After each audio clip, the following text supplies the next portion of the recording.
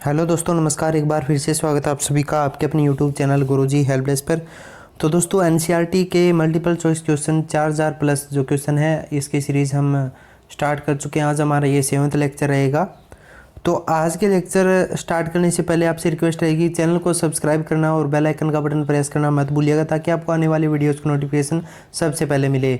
और दोस्तों, वीडियो को ज़्यादा से ज़्यादा शेयर कर दीजिएगा। केवल वही क्वेश्चन इसके अंदर इंक्लूड किए गए हैं, इस पीडीएफ के अंदर इंक्लूड किए गए हैं, जो आपके हर एग्ज़ाम के लिए, हर कम्पिटिटिव एग्ज़ाम के लिए काफ़ी ज़्यादा इंपॉर्टेंट रोल प्ले करते हैं आपके सिलेक्शन तक।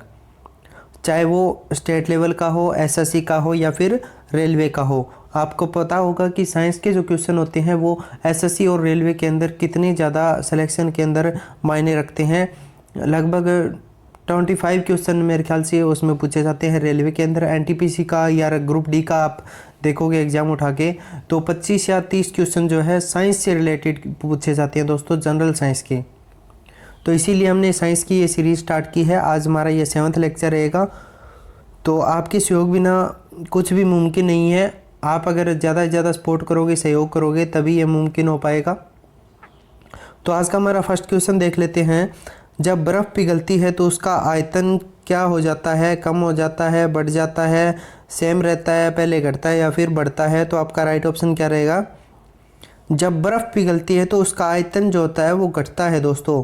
क्या होता है? घटता है, डिक्रीज होता है। जलयुक्त गिलास में तैरता हुआ बर्फ़ का टुकड़ा पिघलता है तो पानी का स्तर कैसे होगा? कितना रहेगा? कम होगा, ऊपर उठेगा, वही रहेगा, या फिर नीचे गिरना या ऊपर उठना पानी के तापक्रम पर डिपेंड करेगा? तो आपका राइट ऑप्शन क्या रहेगा? आपका राइट ऑप्शन रहेगा दोस्तों वही रहेगा। अगर जल से भरा हुआ कोई, पानी से भरा हुआ कोई गिलास है तो उसके ऊपर बर्फ़ का टुकड़ा अगर हम डाल देते हैं तो बर्फ़ का टुकड़ा तैरेगा उसके ऊपर। फिर जब वो पिघलेगा तो पानी का स्तर क्या होगा? तो पानी का जो लेवल है, स्तर है, वो सेम रहेगा, वही रहेगा, कोई भी चेंज नहीं होगा उसके अंदर। पानी से भरे एक बीकर में बर्फ़ का टुकड़ा तैर रहा है। जब संपूर्ण बर्फ़ पिघल जाएगी तो पानी की सतह अपरिवर्तित रहेगी। जब पूरी बर्फ़ पिघल जाएगी उस बीकर के अंदर रखी हुई, तो पानी के लेवल पे क्या इफेक्ट पड़ेगा? तो पानी की जो सतह है वो सेम रहेगी, अपरिवर्तित रहेगी, उसके अंदर कोई भी चेंज नहीं रहेगा दोस्त, नहीं होगा। जब पानी को 0 डिग्री सेल्सियस से 4 डिग्री सेल्सियस तक गर्म किया जाता है तो इसका आयतन क्या होगा? तो इसका आयतन जो है ना वो घटता है। जब 0 डिग्री सेल्सियस से आप 4 डिग्री सेल्सियस तक वाटर को यानी कि पानी को गर्म करोगे तो उसका जो आयतन होगा वो घटता है। क्या होगा? घटता है, आयतन डिक्रीज होता है। नेक्स्ट क्वेश्चन हमारा आज का, पानी का घनत्व अधिकतम होता है किस टेम्परेचर पर? जो दिए गए टेम्परेचर है उनमें से किस पर अधिकतम होता है पानी का लेवल? जो पानी का घनत्व होता है वो 4 degree Celsius, 100 degree Celsius, 0 degree Celsius या -4 डिग्री सेल्सियस? तो पानी का जो घनत्व होता है वो 4 डिग्री सेल्सियस पर अधिकतम होता है दोस्तों। जल का अधिकतम घनत्व होता है, जल का अधिकतम घनत्व कितना होता है? किस टेम्परेचर पर अधिकतम घनत्व होता है जल का? 277 केल्विन पर, 373 केल्विन पर, 273 केल्विन पर या फिर 269 केल्विन पर? तो आपका राइट ऑप्शन होगा 277 केल्विन पर। किस पर? 277 केल्विन पर। किस ताप पर पानी का घनत्व जो है वो अधिकतम होता है? तो 4 डिग्री सेल्सियस पर अधिकतम होता है पानी का घनत्व। नदियों में पानी के बहाव के लिए निम्न बलों यानी कि फोर्स में से कौन जिम्मेवार है? तो घर्षण का बल जो होता है ना वो नदी के अंदर पानी के बहाव के लिए जिम्मेवार होता है, रिस्पॉन्सिबल होता है। वायु शक्ति यानी कि विंड पावर में ऊर्जा का कौन सा रूप विद्युत ऊर्जा में परिवर्तित होता है? ऊर्जा का कौन सा रूप विद्युत ऊर्जा में परिवर्तित होता है, चेंज होता है? विंड पावर की बात चल रही है यहाँ पर। जो पवन चक्कियाँ होती हैं उनके अंदर जो वायु, जो एनर्जी बनती है, विंड पावर आती है। और ऊर्जा, विद्युत ऊर्जा के अंदर कौन सा जो रूप होता है वो विद्युत ऊर्जा में परिवर्तित होता है यानी कि चेंज होता है? तो वो होता है आपका गतिज ऊर्जा। कौन सा? गतिज ऊर्जा। हवाओं की ऊर्जा होती है। हवाओं की कौन सी ऊर्जा होती है? केवल गतिज ऊर्जा होती है। केवल गतिज ऊर्जा होती है। अब नेक्स्ट है, भूमि में गुरुत्वाकर्षण जल किस तनाव पर रहता है? तो गुरुत्वाकर्षण जल जो होता है 1/3 एटमॉस्फेयर पर रहता है। अब ये जो क्वेश्चन है ना, वो आपने काफ़ी बार फील किया होगा, महसूस किया होगा, और छोटी क्लासों से आप पढ़ते आ रहे होंगे कि एक ट्रेन जैसे ही चलना स्टार्ट करती है, आरंभ करती है, उसमें बैठे हुए यात्री का सिर पीछे की ओर झुक जाता है। तो इसका क्या कारण होता है? तो दोस्तों इसका कारण होता है गति का जड़त्व। गति के जड़त्व का नियम आपने पढ़ा होगा, छोटी क्लासों से आप पढ़ते आ रहे होंगे कि जब एक ट्रेन जैसे ही स्टार्ट होती है तो उसके अंदर बैठे हुए यात्री का जो सिर है वो पीछे की ओर झुक जाता है एकदम से। तो ये किस कारण से होता है? गति के जड़त्व के नियम के कारण होता है ये सब। पानी का अपेक्षित घनत्व सर्वाधिक निम्नलिखित ताप पर होता है। किस ताप पर होता है? 4 डिग्री सेल्सियस। ये काफ़ी बार पूछा जा चुका है। जब कोई वस्तु ऊपर से गिराई जाती है तो उसका भार कैसा होता है? तो परिवर्तनशील होता है। जब कोई वस्तु ऊपर से गिराई जाती है तो उसका भार। गुरुत्वाकर्षण के सार्वभौमिक नियम का प्रतिपादन किसने किया था? तो ये किया था न्यूटन ने। किसने किया था? न्यूटन ने।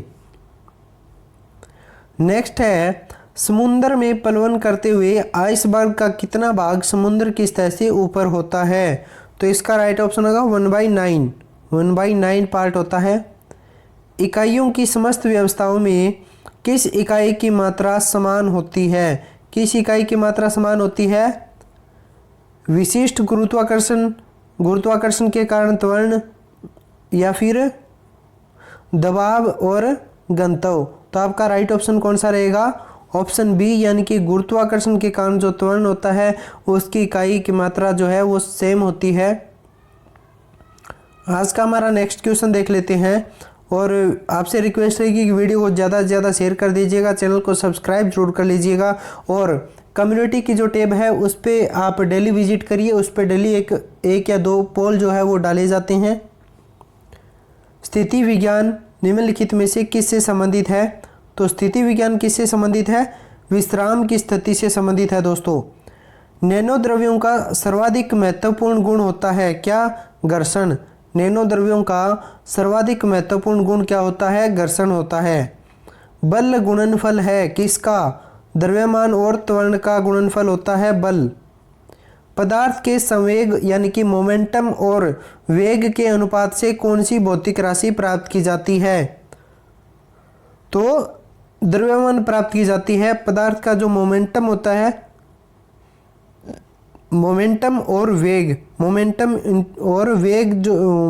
और वेग का जो अनुपात होता है उससे द्रव्यमान राशि प्राप्त की जाती है, द्रव्यमान प्राप्त किया जाता है किसी पदार्थ का। अब नेक्स्ट क्वेश्चन जो है ना वो क्या है? आप एक लिफ्ट के अंदर खड़े हैं, लिफ्ट के फर्श पर आपके भार द्वारा लग रहा बल क्या होगा? लिफ्ट के 9.8 मीटर पर सेकंड स्क्वायर के त्वरण से नीचे आते समय शून्य होगा। कितना होगा? लिफ्ट के 9.8 मीटर पर सेकंड स्क्वायर के त्वरण से नीचे आते समय शून्य होगा, 0 होगा। ऊर्जा संरक्षण का आशय है कि ऊर्जा संरक्षण का आशय क्या है? एनर्जी कंजर्वेशन का आशय क्या है?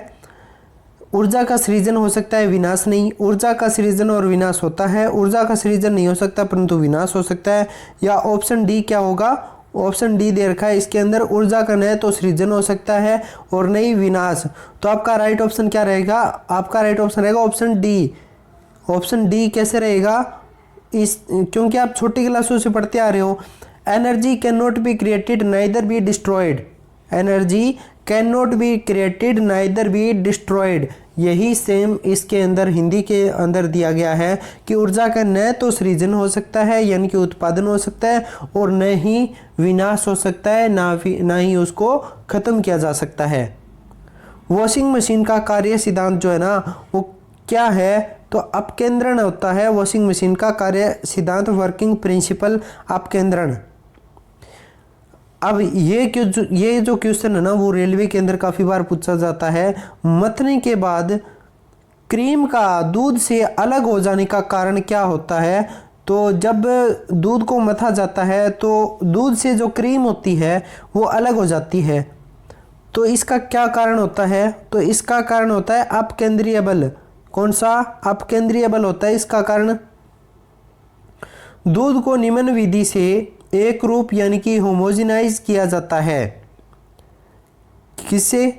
इसके वसा कणों को सेंट्रीफ्यूज की सहायता से सूक्ष्म आकार में बदला जाता है। ऑप्शन सी आपका करेक्ट होगा। भौतिकी की किस शाखा में अति सूक्ष्म कणों की चाल का अध्ययन किया जाता है? तो आपका राइट ऑप्शन क्या रहेगा? Option C quantum mechanics. Quantum mechanics. भौतिकी की किस शाखा में अति सूक्ष्म कणों की चाल का अध्ययन किया जाता है? तो भौतिकी की जो शाखा होती है, ब्रांच होती है, उसमें अति सूक्ष्म कणों की चाल का अध्ययन पूछा गया है, ना कि अति सूक्ष्म कणों का अध्ययन पूछा गया है। तो क्वांटम मैकेनिक्स की द्वारा किया जाता है। बर्फ पानी पर क्यों तैरता है? क्योंकि बर्फ का घनत्व पानी से कम होता है। क्या होता है? बर्फ का घनत्व पानी से कम होता है। अंतरिक्ष यात्री निर्वात में सीधे खड़े नहीं रह सकते क्योंकि गुरुत्व नहीं होता वहां पर। क्या नहीं होता? गुरुत्व नहीं होता। नेक्स्ट है ऑटोमोबाइल्स के हाइड्रोलिक ब्रेक के कार्य करने का सिद्धांत है। ऑटोमोबाइल्स के हाइड्रोलिक ब्रेक के कार्य करने का सिद्धांत क्या होता है? तो आपका राइट ऑप्शन होगा पास्कल का नियम। क्या होता है? पास्कल का नियम। तो दोस्तों आज के क्वेश्चन यहीं पर समाप्त होते हैं। आशा करता हूँ आपके लिए क्वेश्चन काफ़ी ज़्यादा इंपॉर्टेंट साबित होंगे, कारगर साबित होंगे आपके सभी कॉम्पिटिटिव एग्जाम के लिए। तो दोस्तों Haryana GK, political science, computer science और करंट अफेयर्स के जो लेक्चर हैं वो भी आपको इस चैनल पर प्रोवाइड करवाए जाते हैं और लेटेस्ट जॉब इन्फॉर्मेशन रिलेटेड भी आपको वीडियोस जो है वो प्रोवाइड करवाई जाती है। तो चैनल को सब्सक्राइब करना बिल्कुल मत भूलिएगा और वीडियो को ज़्यादा से ज़्यादा शेयर कर दीजिएगा। थैंक यू, जय हिंद। मिलते हैं नेक्स्ट लेक्चर में।